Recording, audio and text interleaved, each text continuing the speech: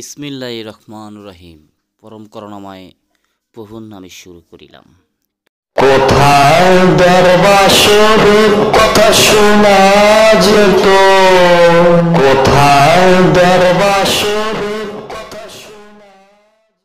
তরিকত হাকিকত মারফত এলমে যেই আধ্যাত্মিক রোহানি পাওয়ার, আধ্যাত্মিকভাবে যেটা দেখা জানা ছোঁয়া জানা, সেটা সাধনের মাধ্যমে শরীরের ভিতরে পাওয়ার, যেই পাওয়ারটি এমন একটি পাওয়ার নিজেকে চেনার জন্য, নিজের ভিতরে আলোকিত করার জন্য তরিকত হাকিকত মারফত আল্লাহর অলির লাইনটি, এই লাইন আল্লাহর নবীর থেকে হয়ে আসছে।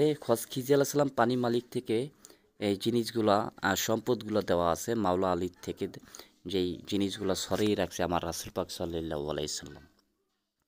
সেখান থেকে মানুষের যে ভিতরে যেই পাওয়ারটি, যেই বিভিন্ন ধরনের স্তর নিজেকে চেনার জন্য মস্তিতে মাথার মজকে যেই জিনিসগুলা লাইন কারেন্টের মতন যেগুলো লুকায়ে রয়েছে, সেগুলো থেকে আমরা অনেক বঞ্চিত হয়ে রয়েছি। কারণ আমাদেরকে জানা উচিত যে আমরা সাধন জীবনে নাও করলে আমাদের যদি নতুন করে শুরু করতে হয় তাও পারবো। একজন আল্লাহর অলির দয়া লাগবে, আগে আল্লাহ ওসিলা অলি।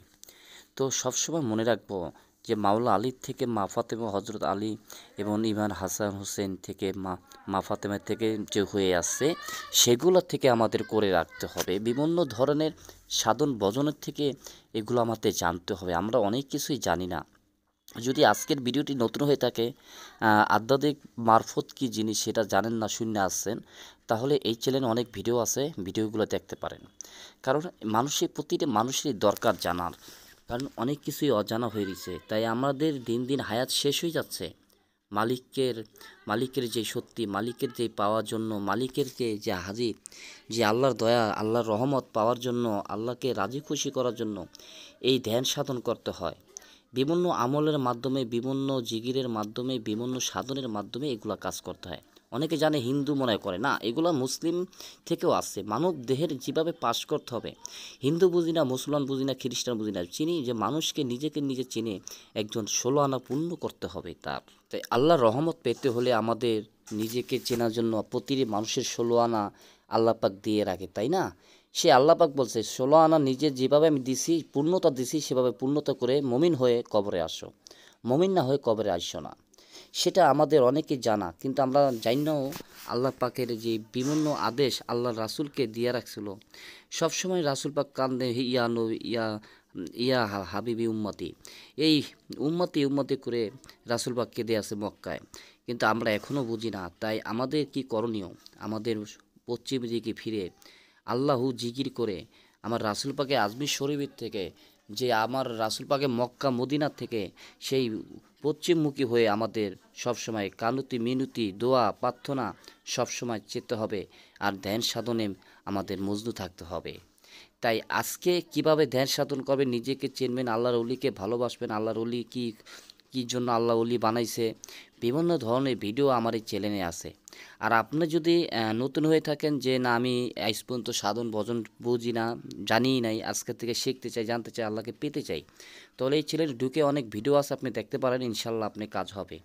এই চ্যানেলে কখনো 2 নম্বর ভিডিও এবং মিথ্যা ভিডিও ছাড়ে না। আর আরেকটি কথা, যে কোনো ধরনের ভিডিও লাগবে, কি আমল লাগবে আমাদের কমেন্ট করে জানাবেন। এই ভিডিওর নিচে ছোটো চ্যানেলের লিঙ্ক দিয়ে রাখবো, সেই লিঙ্ক ক্লিক করে আমার আরও একটি চ্যানেল আছে, চ্যানেলে ভিডিও দেখে রাখবেন। আর আমি বিভিন্ন ধরনের আধ্যাত্মিক চিকিৎসা করে থাকি, যে কোনো সমস্যার সমাধান, জিন্নাত চিকিৎসাও করে থাকি। তো ফোন নাম্বার দেওয়া থাকবে, যোগাযোগ করবেন। বিভিন্ন মানুষই সমস্যা থাকতে পারে, তাই যোগাযোগ করবেন অবশ্যই, ইনশাল্লাহ। যোগাযোগে ফোন নাম্বার স্ক্রিনে দেওয়া আছে, ফোন যে কোনো টাইমে ফোন দিতে পারবেন। আর আপনার যে কোনো সমস্যা সমাধান, যে কোনো ব্যাপারে, যে কুফরি কালাম করে নষ্ট করেছে, জাদু টোনা করে নষ্ট করেছে, স্বামী স্ত্রীর ভিত্তি মিল মহব্বত নাই, স্ত্রী ছেড়ে গেছে কিংবা স্বামী ছেড়ে চলে গেছে, এসব ধরনের চিকিৎসা এবং কাজ করে থাকি। সবাই ভালো থাকেন, সহিহ সালামত থাকেন। আসসালামু আলাইকুম।